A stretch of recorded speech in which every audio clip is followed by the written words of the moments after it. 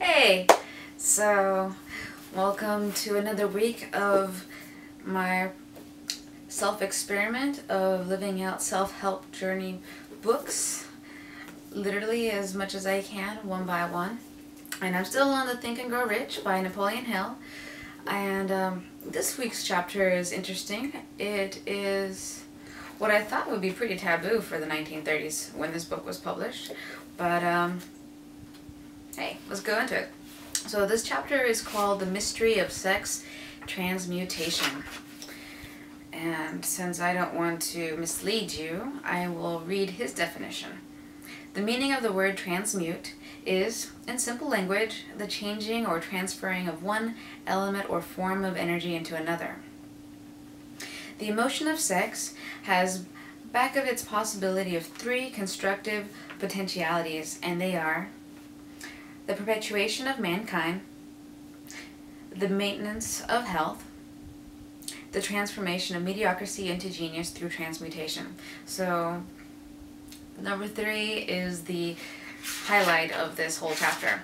So he divvies it up into two main issues: sex and love.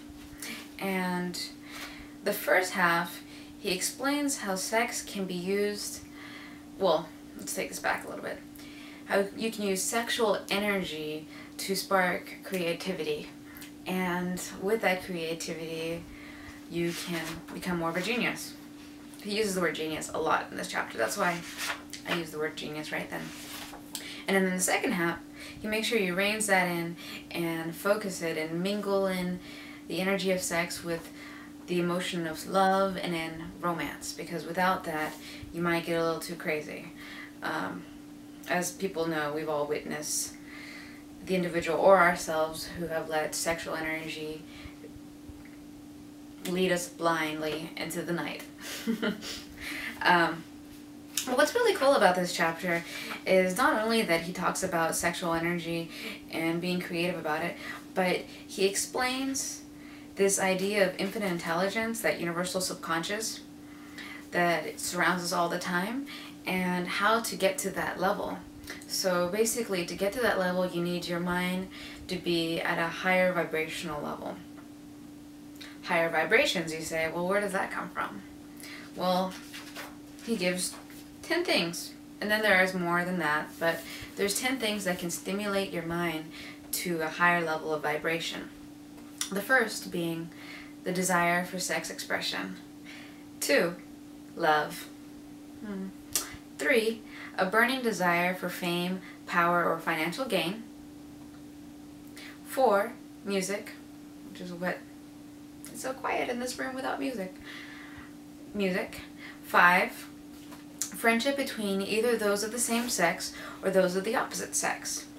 6, a mastermind alliance based upon the harmony of 2 or more people who ally themselves for spiritual or temporal advancement, which was the chapter before. 7, mutual suffering, such as that experienced by people who are persecuted. 8, autosuggestion, another chapter in this book. 9, fear.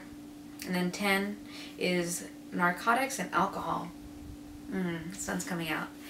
So number 10 is a very famous stimulus for a lot of artistic people. And unfortunately, we know what happens when you rely too much on drugs and alcohol to be your muse. So he basically gives you an alternative, and that is the desire for sex expression. And this energy, that sex expression energy, can be communicated to others through 5 different ways. The first being the handshake.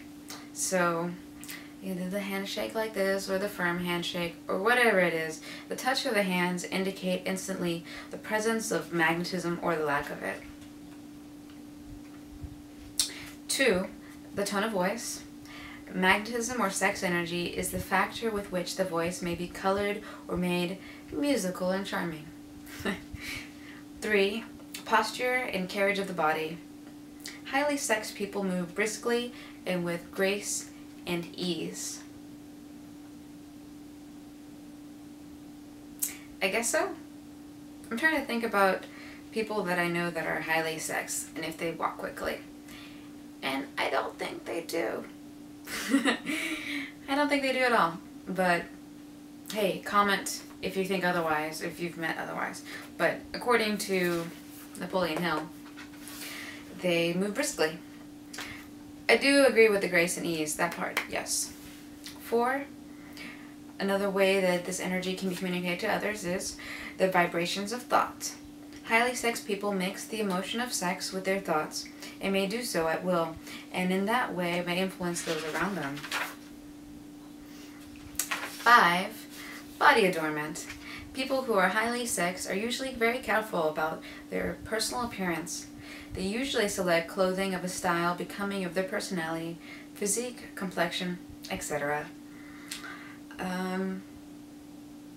That's pretty much a few tips from the 1930s that still apply today, actually, on how to transfer sexual energy and communicate that energy is present. And he goes so boldly as to say that every successful person has a high level of sex energy. And not necessarily meaning that they're actually fulfilling it, but they're channeling it properly. So